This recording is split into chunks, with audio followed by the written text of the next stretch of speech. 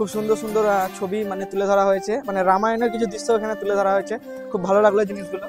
এই গয়ার সব থেকে ফেমাস একটা জায়গা হলো এই বিষ্ণু মন্দির। এই হচ্ছে গয়ার শ্মশান। তো দেখতে পাচ্ছ এটা হচ্ছে মানে ইলেকট্রিক চুল্লি। তো বন্ধুরা এটাই হচ্ছে বিষ্ণুপদ মন্দিরের প্রবেশদ্বার। এখান থেকে জাস্ট সিনটা দেখো, শুধু মারাত্মক লেভেলের গাইজ। গয়া ভারতের সব থেকে প্রাচীন এবং পবিত্রতম শহরগুলির মধ্যে একটি। এটি বিহার রাজ্যের একটি প্রধান আকর্ষণ এবং উচ্চ ঐতিহাসিক পৌরাণিক তাৎপর্যপূর্ণ। এই শহরটি পবিত্র ফাল্গু নদীর তীরে অবস্থিত, যেখানে রামায়ণ মহাভারতের মতো মহাকাব্য এবং বৌদ্ধ গ্রন্থেরও উল্লেখ আছে। সেই রকমই কিছু দর্শনীয় স্থান আজ আমরা দর্শন করতে চলেছি। সো হ্যালো বন্ধুরা, welcome to my new video. তো বন্ধুরা আজকে একটা খুব গুরুত্বপূর্ণ ভিডিও তোমাদেরকে আমি শেয়ার করতে চলেছি। তো আমি এই মুহূর্তে বেসিক্যালি রয়েছি বিহার রাজ্যের গয়া বলে একটা জায়গায়। তো বন্ধুরা এখানে বিষ্ণু মন্দির বলে একটা খুব ফেমাস জায়গা আছে, বিষ্ণু মন্দিরটা দর্শন করব আর এই সম্পূর্ণ গয়াটা এক্সপ্লোর করব। আশা করছি তোমাদের ভালো লাগবে। তো চলো এই মুহূর্তে আমি এখানে বেরোবো, মানে গয়ার শহরটা একটু ঘুরে দেখবো। বন্ধুরা গয়া ভ্রমণের প্রথম পর্বে আমি গয়ার পিণ্ডদান এবং প্রেতশিলা নিয়ে কিছু জানানোর চেষ্টা করেছিলাম, যার লিঙ্ক এই ভিডিওর ডেসক্রিপশনে দেওয়া রইল। আমরা সকাল সকাল গয়ার প্রেতশিলা দর্শন করে এখন চললাম বিষ্ণুপদ মন্দিরের উদ্দেশ্যে।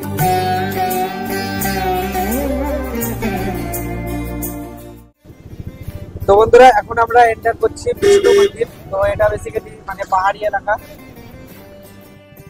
তো বন্ধুরা ফাইনালি আমরা এখন মানে আজ চলে আসলাম বিষ্ণু মন্দির। তো দেখতে পাচ্ছ, তো এটা বেসিক্যালি গয়ার প্রসিদ্ধ বিষ্ণু মন্দির, ঠিক আছে।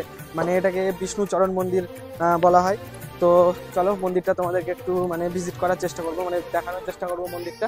বেসিক্যালি এখানে ক্যামেরা ভিডিওগ্রাফি কিছু অ্যালাউ নেই, মানে বাইরে থেকে মানে তোমাদের দেখানোর চেষ্টা করবো আমি মন্দিরটা।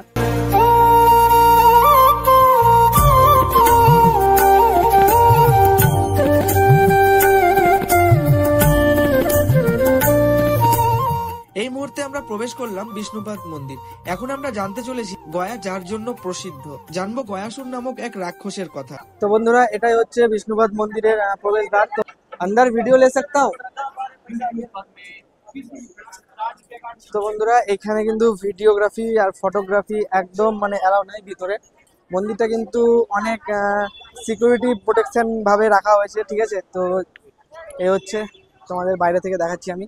তো হচ্ছে প্লেস গাইজ, দেখতে পাচ্ছ বিষ্ণু মন্দিরের, ঠিক আছে। তো বেসিক্যালি এই গয়ার সব থেকে ফেমাস একটা জায়গা হলো এই বিষ্ণু মন্দির। তো বন্ধুরা এই জায়গাতেই গয়াসুর নামক এক রাক্ষস মানে থাকতো, মানে তোমার সত্য যুগের ঘটনা এটা।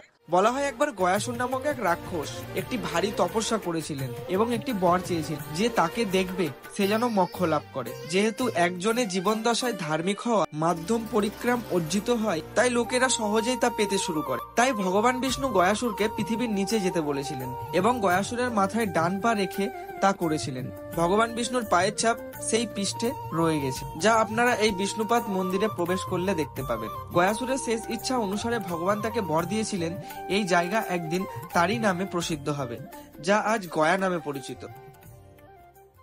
তো বন্ধুরা বিষ্ণু মন্দিরের একদম ওপরে তোমরা দেখতে পাচ্ছ এখানে কিন্তু সোনার এক পতাকা লাগানো রয়েছে, ঠিক আছে। এটা বেসিক্যালি একদম রিয়েল সোনা, মানে অনেক পুরনো যুগের সোনা, তাই তো। ये बहुत पुराना है ना ये सोने, बहुत ऊपर जो लगा हुआ है। वर्षों साल प्राचीन काल से ये मंदिर का सोना के कल सोने के झंडा, ये हम लोग अंदाज नहीं लगा सकते ये कितने साल से, मतलब कितना वेट होगा ये अंदर? वेट का भी अंदाज नहीं, क्योंकि यहाँ का व्यवस्थापक को ही नहीं पता है कि इसके कितनी वेट होना चाहिए। तो वैसे कि मतलब यहाँ का जो लोग बोल रहे थे ये कम से कम 50 से 60 किलो के ऊपर होगा ये।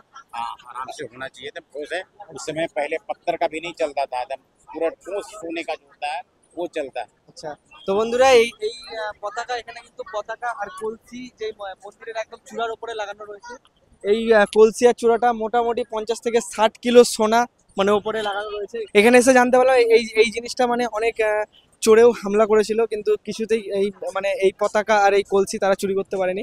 এখনো পর্যন্ত কেউ আন্দাজা লাগাতে পারেনি যে এই সোনার ওয়েট কত হবে, তবে মানা যায় যে 50 থেকে 60 কিলো অলমোস্ট হবে। তো বন্ধুরা এর পরের আমরা যে প্লেসটা যাব সেটা হবে ফাল্গু নদী, যেটা রামায়ণে উল্লেখ রয়েছে। তো সেই জায়গাটাও দর্শন করব। তো বন্ধুরা এই মুহূর্তে এক্সিট করছি বিষ্ণু মন্দির থেকে। তো পরবর্তী যে প্লেসটায় আমরা যাব সেটা হবে সীতা মাতার কুণ্ড। কিন্তু রাস্তা চরম পরিমাণে জাম্প, এখানে রাস্তা জাম্প হয়ে গেলে কিন্তু 3-4 ঘন্টা সময় লাগে। তো এই হচ্ছে গয়ার শ্মশান। তো দেখতে পাচ্ছ এটা হচ্ছে মানে ইলেকট্রিক চুল্লি, ঠিক আছে। আর এই হচ্ছে সরজু নদী। তো গাইজ দেখতে পাচ্ছ এই হচ্ছে সরজু নদী। বেসিক্যালি সীতাকুণ্ডটা হলো মানে এই পার থেকে ওই পার, মানে আমাদেরকে এখন এই ড্যাম ধরে মানে মোটামুটি আধা ঘন্টা সময় লাগবে। এই ড্যাম ধরে আমরা ওই পার থেকে ওই যে সামনে তোমরা পাহাড়ের মতন যে জায়গাটা দেখতে পাচ্ছ ওটাই হচ্ছে সীতাকুণ্ড। তো ওখানে আমরা যাব। তো চলো এখন আমরা সীতাকুণ্ডের দিকে এগোচ্ছি। এখন আমরা ফাল্গু নদীর ওপর দিয়ে চললাম সীতামাতার মন্দির। গয়ার পূর্ব দিকে অবস্থিত এই ফাল্গু নদীতে কেবল বর্ষাকালেই জল দেখা যায়। আপনি বছরের অন্য কোনো সময় পরিদর্শন করলে দেখতে পাবেন এটি সম্পূর্ণ শুকনো। সীতামাতার অভিশাপেই নাকি এই নদীর জল আজও শুকনো। তবে কেনই বা মাতা সীতা এই নদীকে অভিশপ্ত করেছিলেন সেটা তোমরা সীতাকুণ্ড গেলেই জানতে পারবে।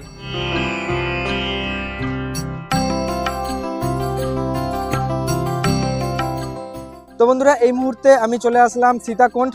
তো চলো সীতাকুণ্ড সম্বন্ধে তোমাদের কিছু জানানোর আমি চেষ্টা করছি।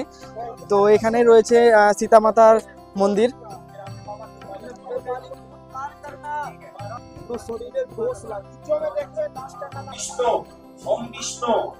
তো বন্ধুরা সীতাকুণ্ড মন্দিরের দেওয়ালে দেখতে পাচ্ছ এখানে মা সীতার মানে খুব সুন্দর সুন্দর ছবি মানে তুলে ধরা হয়েছে, মানে রামায়ণের কিছু দৃশ্য এখানে তুলে ধরা হয়েছে। খুব ভালো লাগলো জিনিসগুলো। এখানে দেখতে পাচ্ছ এখানে মা সীতা আর লব কুশ মানে শ্রী রামচন্দ্রের পুত্র লব কুশ। আর এখানে শ্রী বজরংবলী যখন যখন মা সীতার সাথে যখন দেখা করতে গিয়েছিল লঙ্কায়, সেই দৃশ্যই এখানে ছবিতে দেখতে পাচ্ছ তুলে ধরা হয়েছে।